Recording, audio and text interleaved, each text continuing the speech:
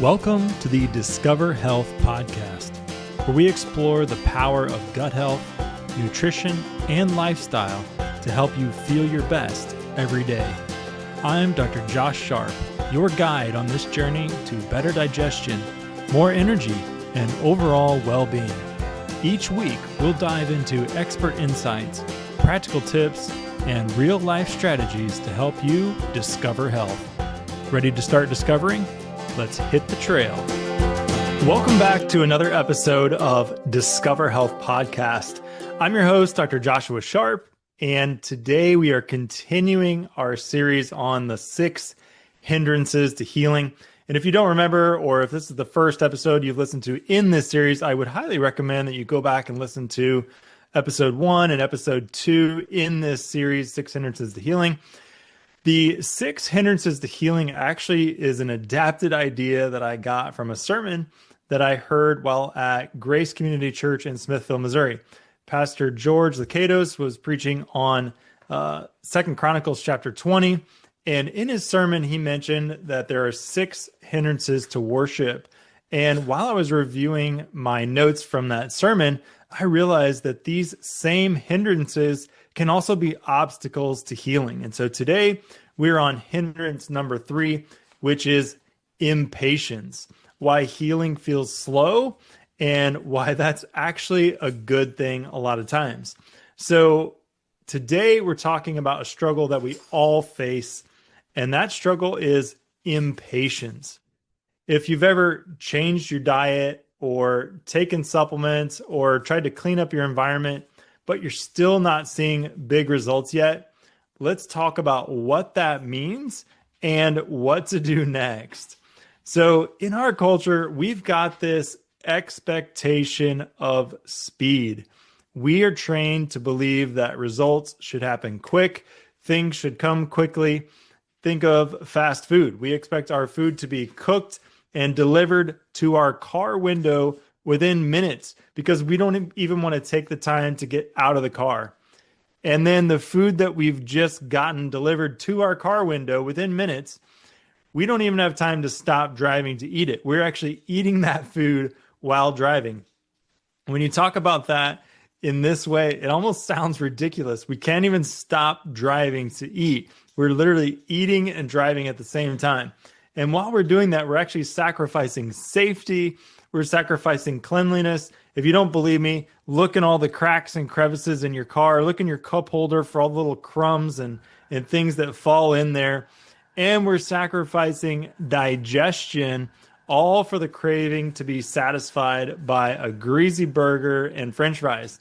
We order something from the internet, and we expect that that thing has to be there that day or the next day at the longest. And sellers, people that sell stuff on the internet, they realize that if they don't offer next day delivery, the chances that you're going to buy from them goes way, way down. We don't want to take the time to drive to the store, so we shop online. And now that we're shopping online, we don't want to have to wait more than one day to get the item that we ordered. We expect it next day. And so sellers are realizing that, and they are really working to improve the speed at which they can ship and get that stuff to your door. And I remember way back, before time, this is before time existed, getting catalogs in the mail, searching through a catalog. It might have been East Bay or it might have been some other catalog, but I saw a hat that I really wanted and I was excited about it. And I was like, okay, I need to buy this hat. And so you go through the catalog and you select the item and you put it on the little inventory selection. And then you add up the shipping, the cost of the item, the shipping, the handling, and then you get a subtotal and you write all that down on the little tear out form. And then you write a check out. And a check, for those of you who don't know, it's a piece of paper from your bank that your bank knows and recognizes, and you write how much money that you want to pay to whatever individual or company, and you write that out, and then you mail that in. So not only do you have to wait for the item to come, but you have to wait for your check and the information that you sent to arrive by mail, snail mail, to the company. they received that. And then there's a thing called processing, and they would have to process that. They would have to clear the check. And so this would take time. And then finally, once the check clears, once they receive that through the mail, then they ship it.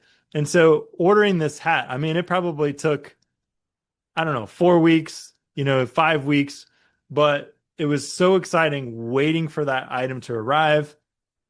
I was checking the mail every day, which was ridiculous because there's no way it was going to come in less than a week.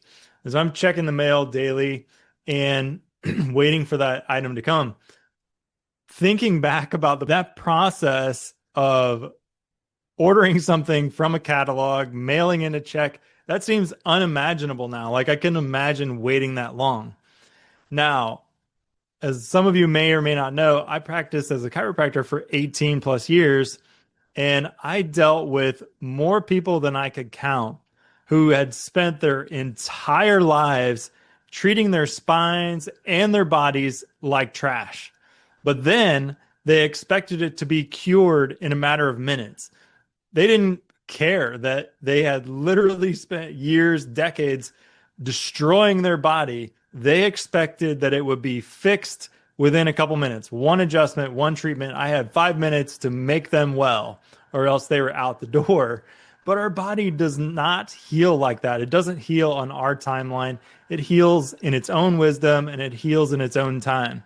And so chronic illness, it didn't develop overnight, and recovery won't develop overnight either.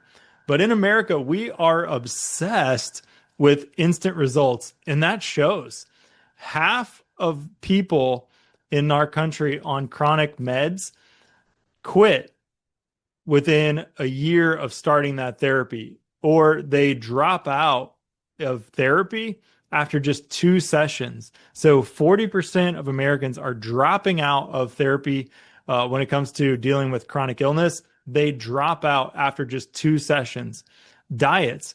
Most people leave their diet within 5 to 6 weeks. And weight loss usually gets abandoned in under 1 month for most people. So we've trained our brains to expect fast fixes. But again, healing often happens slowly. It happens layer by layer. And that impatience that we have, it's actually sabotaging our health before we even see it begin to blossom. So let's look at what the Bible has to say about this. In James chapter 1, verse 4, it says, "Let patience have her perfect work, that you may be mature and complete, lacking nothing." And so patience is working in you, building patience and growing patience. And a sign that you're maturing is patience, being patient. And a sign that you're coming to completion and lacking nothing is that you have patience. You've endured long timelines. And so that's interesting to think about. Now, you don't have to read the Bible very far to realize that God made a lot of promises. And thank you, Lord, that he made promises. But many of those promises didn't come instantly. They weren't fulfilled instantly. And several of the promises that God made, they didn't even occur. They weren't fulfilled within that person's lifetime, which is really interesting to think about. But so Abraham and Sarah, they had to wait for years and years and years for the birth of their son Isaac. And even though God had promised them many descendants, and he promised them multiple times that they would have many descendants, they had to wait for years, decades, for that promise to be fulfilled. In fact, they thought that they were too old for the promise to be fulfilled. Abraham was, well past normal years for having children, and Sarah the same. And so, interestingly, God was slow to act on that promise, it seemed like. The people of Israel, think about, they've been in slavery for 430 years, obviously not that same generation, but generations of Israelites had been enslaved in Egypt for 430 years or something like that. And they're finally released from slavery. And did God take them straight to the promised land? No, absolutely not. Instead, they wound around in the wilderness. Their path looked like it was winding all over the place before finally they became so impatient with God that they rebelled. And then ultimately they had to wait another 40 years to enter that promised land that they were promised to receive. And so they had to wait a long time to receive that promised land that they were looking so forward to.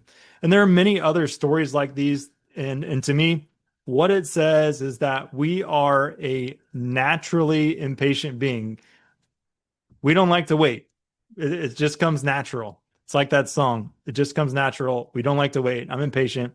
There's another song called Waiting on a Woman. See, we're so impatient. But God is faithful. For Abraham and Sarah, their impatience with God's timing, it led them to lots of difficulties and lots of strife. And for the Israelites, as a group, they rebelled and their impatience, it grew. And ultimately, that generation never received the thing that they longed to receive. They had to wait until that generation all died off. And then that promise was absolutely was given, but it was given to the next generation. Their kids received the promise because they became so impatient. And so often I see this type of thing happen with people who are dealing with health struggles. They become so impatient and they give up on a treatment, or they give up on a diet, or they give up on a lifestyle change when it fails to produce their desired results on their timeline. And I've treated many people over the years who have hopped from doctor to doctor, from fad to fad, looking for a quick fix to their issues. And in many cases, I've even felt the person could have recovered long before if they had just stuck with one of the doctors or one of the treatment plans that they were going through and given it a chance. But so many of them, they hop treatment plans, they hop doctors so frequently, they never gave it a chance. They weren't in it long enough. And so that's why impatience becomes a hindrance.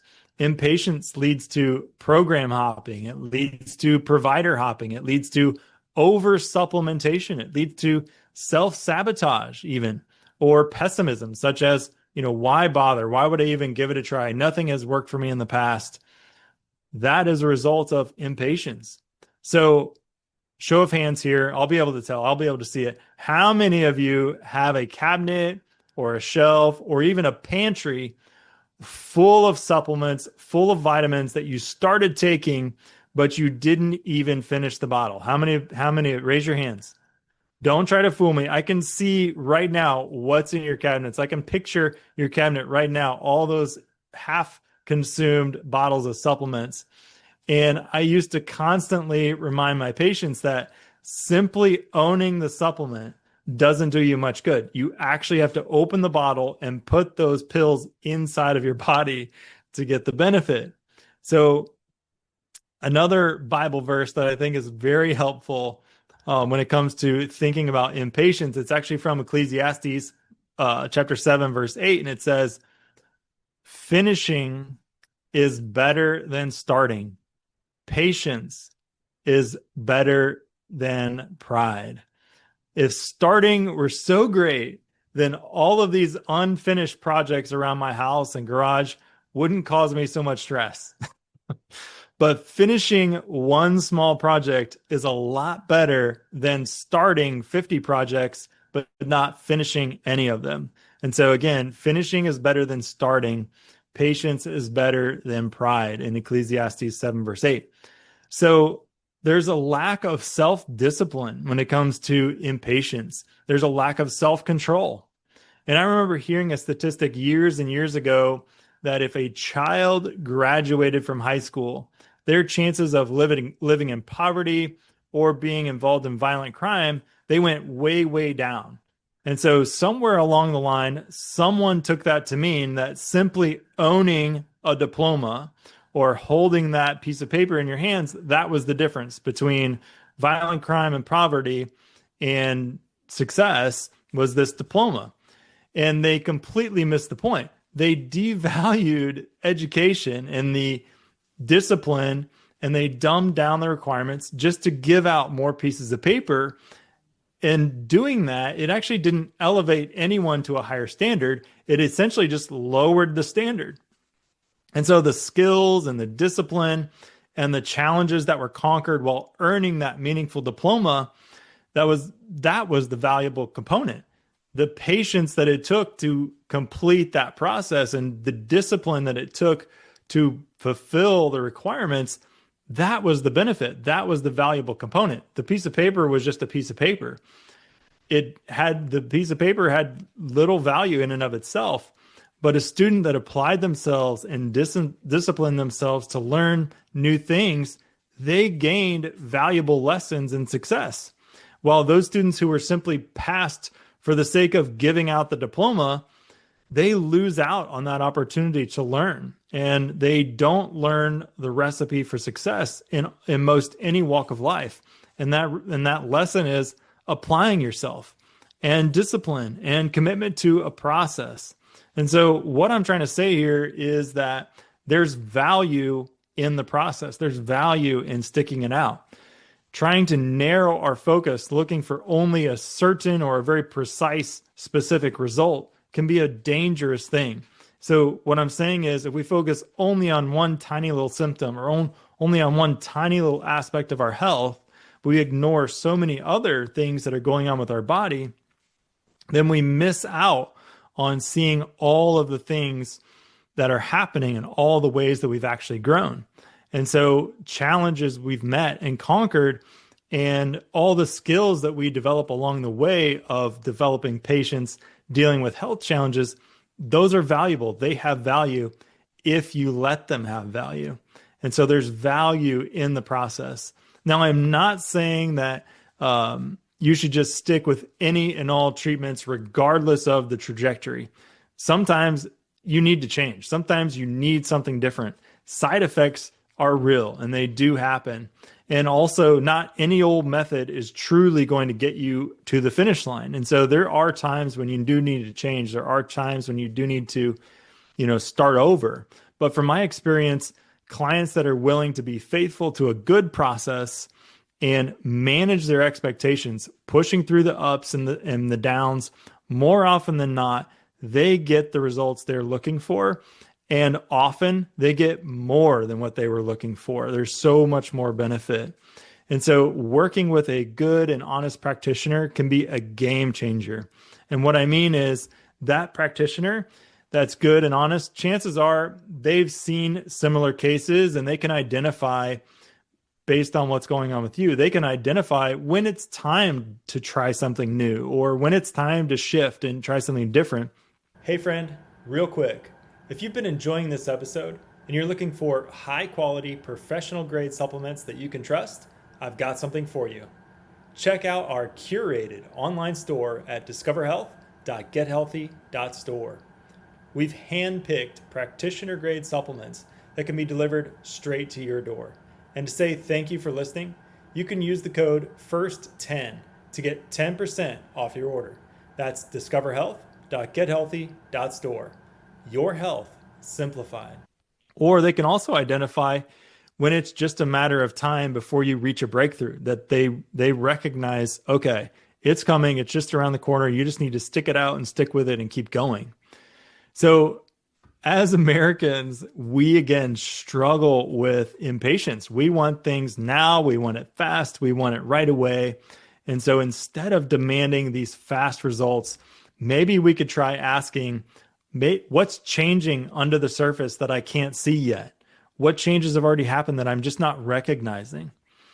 Or where do I need to trust and just not try other things? Where do I just need to trust that this process is going to play itself out, that there's going to be good things on the other side?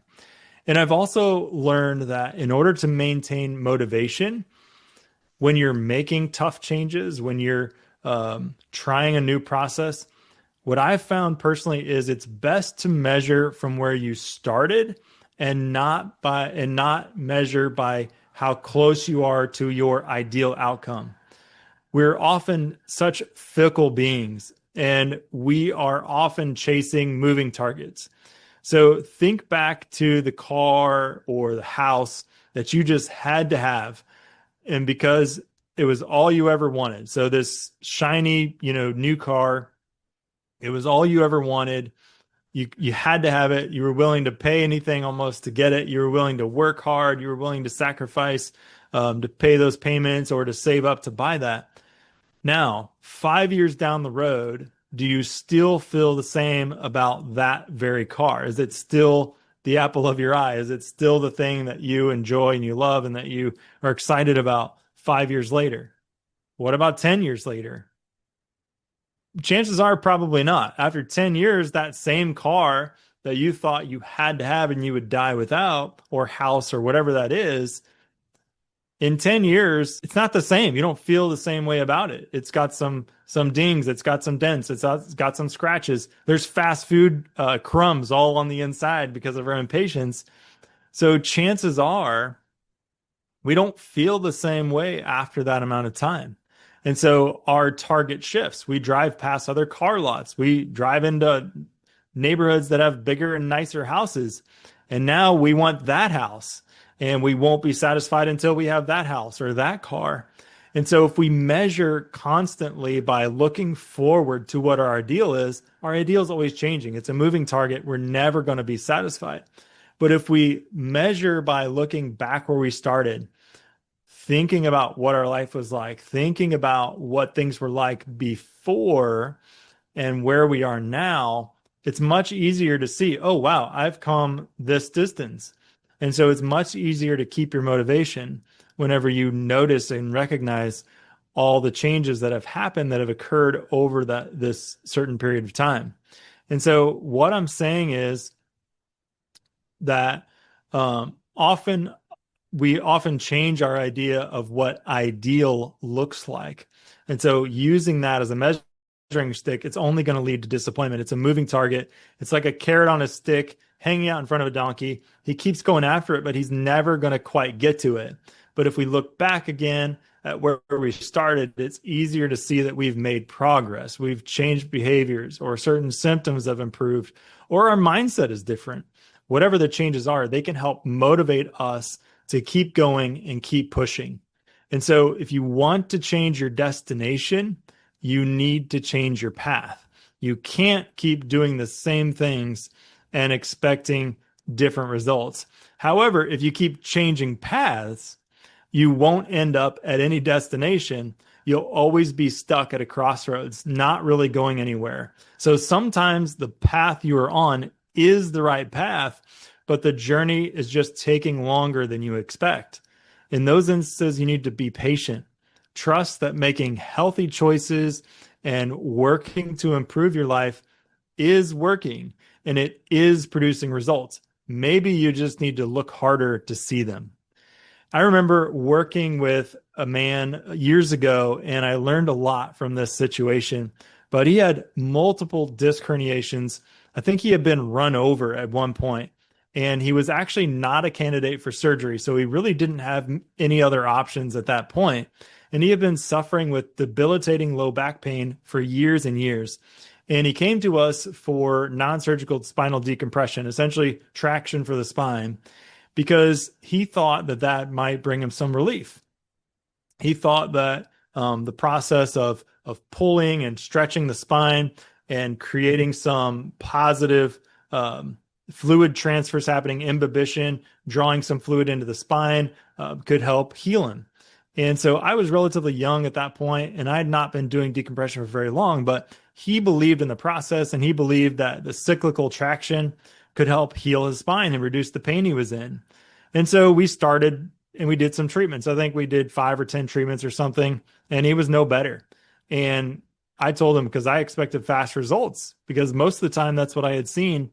And so I told him, hey, you've done 10 sessions. I don't think this is going to work for you.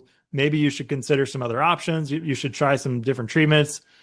And he said, no, keep going. This is going to work. He had more faith than I did, and he kept getting treatments. And so 15 sessions in, no changes. So again, I had the same speech ready for him. I don't think this is working. I think you need to try some other options. I don't want you to be wasting your time or money doing this.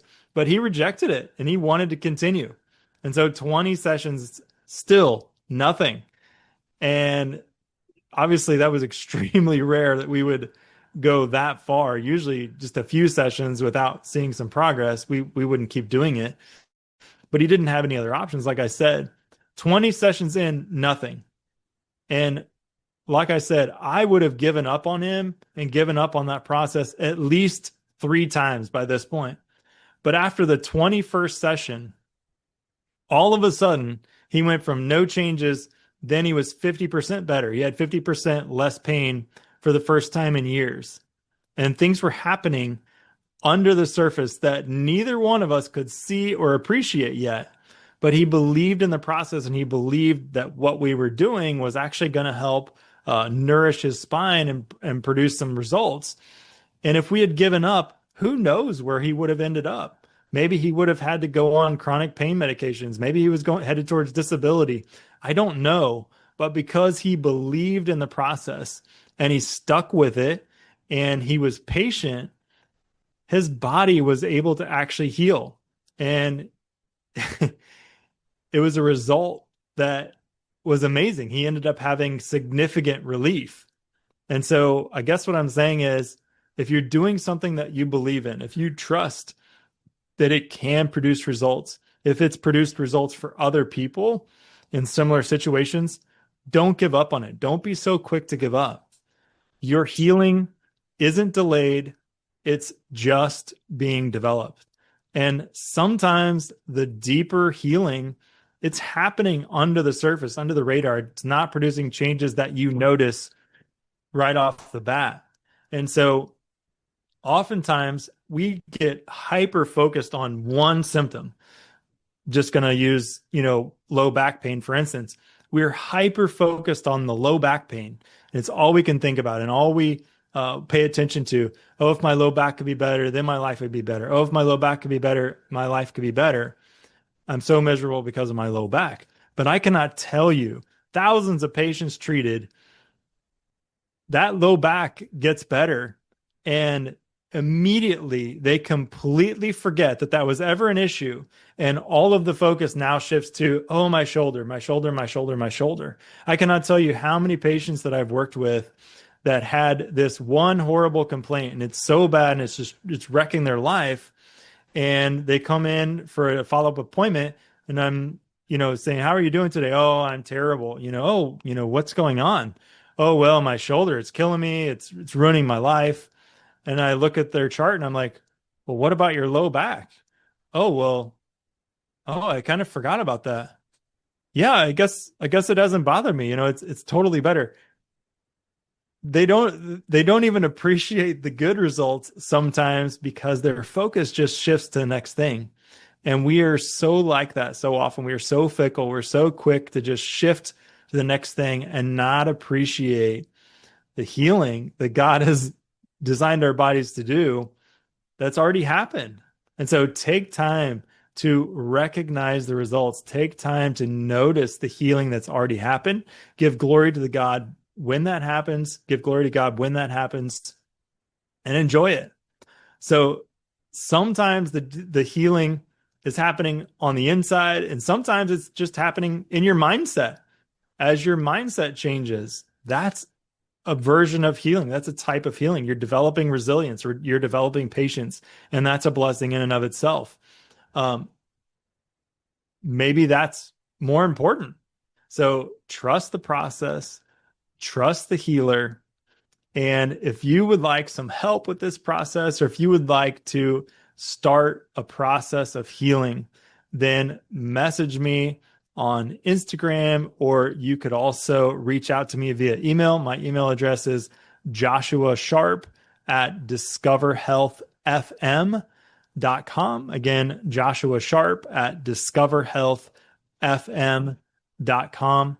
And I would love to do a free call with you and see if there's some way that I could be of assistance and help you on a journey to better health. Next week, our next episode is going to be hindrance number 4, impotence. Not importance, that's coming up, but impotence, which is feeling powerless, like you have no power. And so believing you have to be strong or be strong enough all on your own without anyone else. You got to do this all by yourself. And so we'll talk about that more in our next episode. Thank you so much for joining me for this episode of Discover Health Podcast.